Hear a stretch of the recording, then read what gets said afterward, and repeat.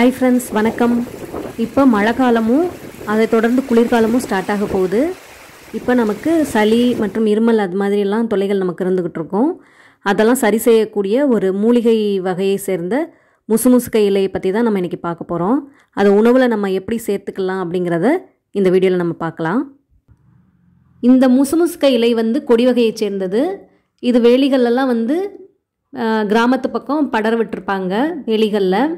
இதனோட இலை பார்த்திங்கன்னா ரெண்டு பக்கமும் சொர சொரப்பாக கொஞ்சம் முள்ளாக இருக்கும். இந்த முள் உங்களுக்கு தூதுவளையில் இருக்கிற மாதிரி கொக்கி முள் மாதிரி இருக்காது.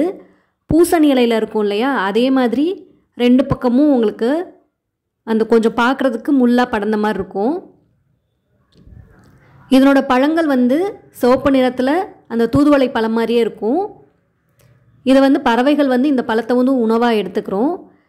இந்த முசுமுசுக்கை இலை மழை காலத்துலேயும் குளிர்காலத்துலேயும் வரக்கூடிய அந்த சளி இருமல் அதெல்லாம் போக்கக்கூடிய சக்தி உள்ளது. இதை மருந்தாக பயன்படுது.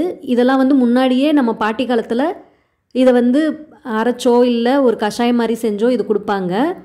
மழை நேரங்களில் இதை நம்ம குடித்தோம்னா அந்த ஆஸ்துமா பிரச்சனை உள்ளவங்களுக்கெல்லாம் இது நல்ல சிறந்த மருந்தாக இருக்கும். இந்த வீடியோவில் முசுமுசுக்கை இலையை எப்படி நம்ம உணவுக்கு பயன்படுத்தலாம் அப்படிங்கிறத பார்க்கலாம். இதை நல்லா நம்ம கழுவி எடுத்துக்கிடுவோம். ஒரு மிக்சி ஜார்லேயோ அம்மியிலேயோ வச்சு நம்ம இதை கொஞ்சம் அரைச்சிக்கிடுவோம். இது நம்ம மாவில் இப்போ கலக்க போகிறோம். இது சுவை ரொம்ப கசப்பு தன்மை அந்த மாதிரியெல்லாம் இருக்காது. ஸோ நம்ம இதை கஷாயமாவோ இல்லை நம்ம மாவுலையோ வேறு ஏதாவது தேநீர் அந்த மாதிரி கூட நம்ம வச்சு சாப்பிட்டுக்கலாம். இப்போ நம்ம மிக்சி ஜாரில் நம்ம அரைச்சி எடுத்துக்கலாம். நான் இப்போ 2 கைப்பிடி அளவுக்கு இந்த இலையை நான் அரைச்சிருக்கேன். இந்த மாதிரி நீங்கள் கொஞ்சம் கரகரப்பாக அரைச்சிக்கோங்க. ரொம்ப மையாக அரைக்கணும்னு அவசியம் இல்லை. நம்ம கட் பண்ணி போட்டோம் அப்படின்னா அது மாவோட சரியாக கலக்காது. அப்படிங்கிறதுனால நம்ம ஒரு சுற்றி நம்ம இதை எடுத்துக்கிறோம். இப்போ நம்ம தோசைக்கு அரைச்சி வச்சுருக்க எந்த மாவோடையும் நம்ம கலந்துக்கலாம். நான் இப்போ அரிசி மாவு உளுந்து வச்சு நம்ம எப்போவும் செய்கிற அந்த தோசை மாவு எடுத்து வச்சுருக்கேன். அதில் கலந்துக்குருவோம். இந்த மாதிரி செய்யும்போது குழந்தைங்க விரும்பி சாப்பிடுவாங்க. இப்போ கஷாயமோ வேறு ஏதாவது ஒரு வகையில் நம்ம கொடுக்கும்போது அவங்க அதை குடிக்கிறதுக்கு மறுப்பாங்க. இந்த மாதிரி தோசை ஊற்றி கொடுக்கும்போது அவங்க நல்லா சாப்பிடுவாங்க.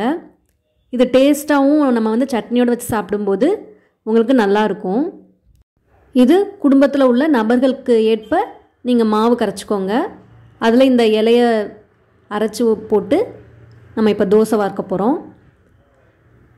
இது நம்ம தூதுவளையும் இந்த மாதிரி நம்ம தோசையாக ஊற்றி கூட நம்ம கொடுக்கலாம்.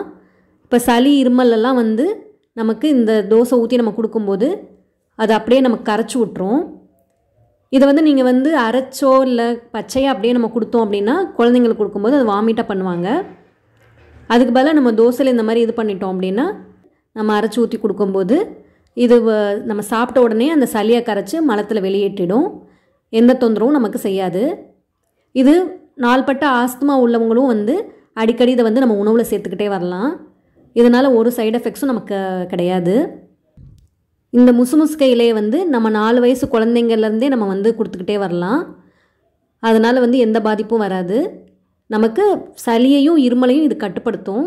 இது ஒரு மிகச்சிறந்த மருந்து. இதெல்லாம் முந்தைய காலத்தில் நம்ம வீட்டில் செஞ்சது தான். இப்போ நம்ம அந்த பழக்கத்தை நம்ம விட்டுட்டோம். உங்களுக்கு இந்த முசுமுசுக்கை இலை பச்சையாக கிடைக்கல அப்படின்னா நீங்கள் நாட்டு மருந்து கடையில் சூரணமாக வாங்கி கூட அரிசி மாவோட கலந்து நீங்கள் பயன்படுத்தலாம். அதே மாதிரி ராகி மாவு கூட நீங்கள் இந்த பச்சையாக கிடைக்கிற இலையை கட் பண்ணி போட்டு வெங்காயம் அதெல்லாம் சேர்த்து நம்ம அடையாக கூட நம்ம செய்யலாம்.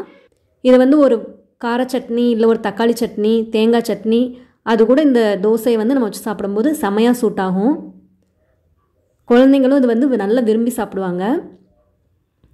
ஓகே ஃப்ரெண்ட்ஸ், இந்த மாதிரி நீங்கள் ஒரு தடவை ட்ரை பண்ணி பாருங்கள். எப்படி இருந்ததுன்னு கமெண்ட் பாக்ஸில் சொல்லுங்கள். இந்த வீடியோ பிடிச்சிருந்ததுன்னா லைக் பண்ணுங்கள், ஷேர் பண்ணுங்கள் அண்ட் மறக்காமல் சப்ஸ்கிரைப் பண்ணுங்கள். தேங்க்யூ.